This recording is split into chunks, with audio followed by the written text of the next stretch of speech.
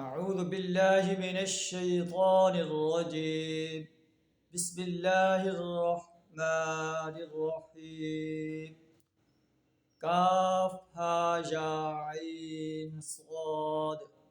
ذكر رحمة ربك عبده زكريا إذ نادى ربه نداء خفيا.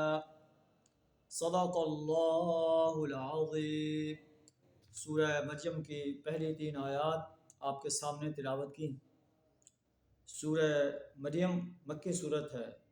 اس میں توحید و رسالت اور آخرت پر بڑے مدلل انداز سے بیان فرمایا گیا ہے. اس میں حضرت زکریا علیہ السلام کی دعا جو ہے بیان فرمائی گئی ہے کہ وہ اپنے لیے اولاد کی دعا کر رہے ہیں. حضرت مریم علیہ السلام کا واقعہ بیان فرمایا گیا ہے. حضرت ابراہیم علیہ السلام کا واقعہ قریش مکہ کو بیان کر کے انہیں بتایا گیا ہے کہ تم اپنے آپ کو ملت ابراہیم کا پیرو کہتے ہو. ابراہیم علیہ السلام تو بتوں کو توڑنے والے انسان تھے، ایک اللہ کی بندگی کرنے والے انسان تھے، شرک کی نفی کرنے والے انسان تھے. تم ان کا پیرو ہونے کا دعویٰ کرتے ہو اور تم نے بیت اللہ کے اندر 360 بت رکھے ہوئے ہیں. یہ پیروی کا کیسا دعویٰ ہے؟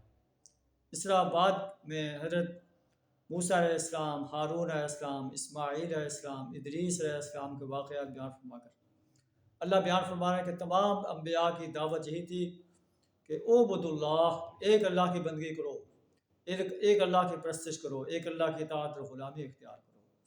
اور نبی صلی اللہ علیہ وسلم بھی یہی دعوت دے رہے ہیں. اگر تم مانو گے تو کامیاب ہو جاؤ گے، نہیں مانو گے تو اپنے آپ کو خسارے میں ڈالو. اللہ سے دعا درہ ہمیں اپنی وحدانیت، پیارے رسول صلی اللہ علیہ وسلم کی رسالت اور یوم حساب پر پختہ یقین رکھنے کی توفیق عطا فرمائے. وآخر دعوانا الحمد للہ رب العالمین.